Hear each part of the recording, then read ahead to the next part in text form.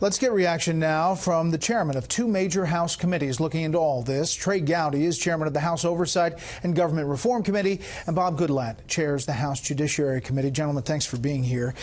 Chairman Gowdy, first to you, just a broad overview. What strikes you about this report? What's hit you when you look at the 568 pages? Just what a dark day it is for the FBI and the DOJ, two institutions our country desperately needs. We desperately have to be able to have confidence in them. And this level of bias and animus, not only did he want to stop the Trump campaign, he wanted to stop the Trump presidency. This is an FBI. Peter Strzok, the FBI agent who was on Hillary Clinton's investigation and arguably the lead Russia investigator, not only wanted to stop his campaign, but once he won, got on the Mueller probe because he wanted to impeach him. That is a level of animus and bias that everyone should reject. And Chris Wray, I'm sorry, you're wrong. Chris, there are consequences. The consequences are that your fellow citizens question whether or not they can have confidence in the world's premier law enforcement agency, and that's coming from somebody who's defended him a lot throughout his career. This was a bitterly disappointing report. Chairman Goodlatte.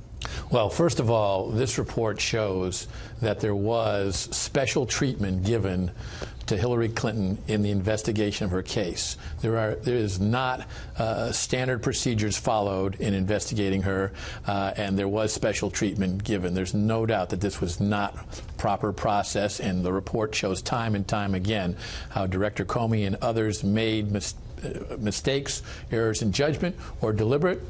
People can draw their own conclusions, but it was improperly handled. And as Trey said, you then put that up against how the investigation has been handled into the so-called Trump-Russia collusion, and you have a contrast that is shocking in terms of how they handled one presidential campaign compared to another. It's got to be investigated further. Changes have got to be made. I will compliment Director Wray on some of the personnel changes that have been made. I will compliment him on saying that there are sobering lessons learned from this. We need to see changes made so in 2020 we don't see another presidential campaign handled like this. So when you hear Republicans and people who've been looking into this and say this 568 pages there's just not a lot there, or that Horowitz kind of left something on the table, how do you respond to that? This is a very thorough investigation. He takes minutia and examines each piece carefully, draws his conclusions, and I commend him. I think it's a well-done report. Now, I never expected he would find every single thing, as some critics have said, but he did find all kinds of irregularities here. When you couple that with the struck page texts, including this new one that has come out recently, where part of it was redacted, by the way. We only recently learned the whole sentence about how he was going to stop Donald Trump from being president of the United States. That is improper for the FBI. And quite frankly, this is the world's premier law enforcement organization, and it's besmirching the reputation of tens of thousands of brave men and women who keep us safe, prevent terrorist attacks, fight crime every single day. And a handful of people in the hierarchy of the organization have caused serious damage. All right, let's put up the August 8th, 2016. That is the one where Page says Trump's never going to be president, right, and struck text back. That part was redacted in the documents you received. No, he's not. We'll stop it. Here's another part that we believe in November 22nd, 2016, FBI Attorney 1, is it making you rethink your commitment to the Trump administration? We think that's Lisa Page. Attorney 2, hell no, viva la resistance. And we believe that's Peter Strzok. Let me play this soundbite, Congressman Gowdy, from Jim Comey in his interview here in Special Report. I asked about these struck page texts, and if he knew now what he knew then, what he would do. I'd have removed both of them from any contact with significant investigations. So shouldn't their work, including those involving anybody connected to President Trump, but beyond that, because it's just such poor judgment. Shouldn't their work product then be questioned? Sure, it's a reasonable question to ask. So they were bad-mouthing everybody, including the candidate Trump. So Peter Strzok interviews Hillary Clinton, deals with the bleach bit and the server and Cheryl Mills, all of that, interviews Michael Flynn. and is integral in this whole case. But he's one of many other people involved in all the things you just ticked off. When I saw the text, I was deeply disappointed in them, but I never saw any bias. Any bias? Well, he's not reading the same text I'm reading. I mean, Peter Strzok said that the vote should be 100 million to 0. He can't think of a single solitary American that should vote for Donald Trump to be president. He said he'll stop it as a candidate. He talked about impeachment once he won. Actually, Director Comey unwittingly just proved the point of the question you asked him on follow-up. Would you have kept him on the investigation had you known what you know now? And he said no. Okay, why not? Because bias is that insidious, that is that pervasive.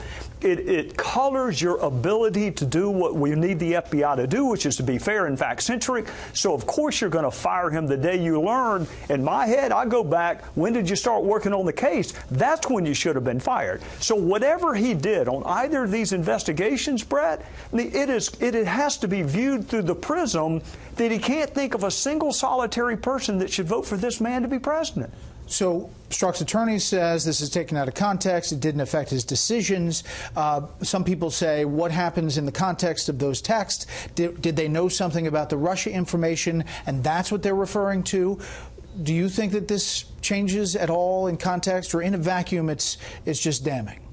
It changes a lot going forward, because I don't know how my fellow citizens are going to be able to have confidence. I mean, Russia did something to our country in 2016. It was serious. It deserved to be investigated. It deserved to be investigated by a fair FBI agent who was not talking about impeaching the person that he was investigating.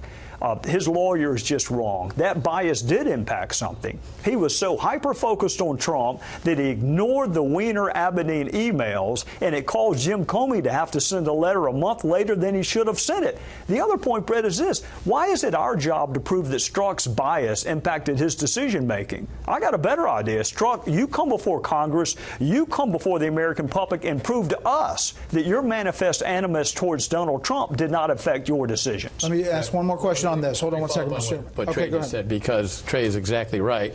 We have been requesting that he be produced as witness for quite some time now, and if that agreement is not reached, we are very shortly going to issue a subpoena for him to appear. Speaking of that, there's also documents that you want that you still haven't received.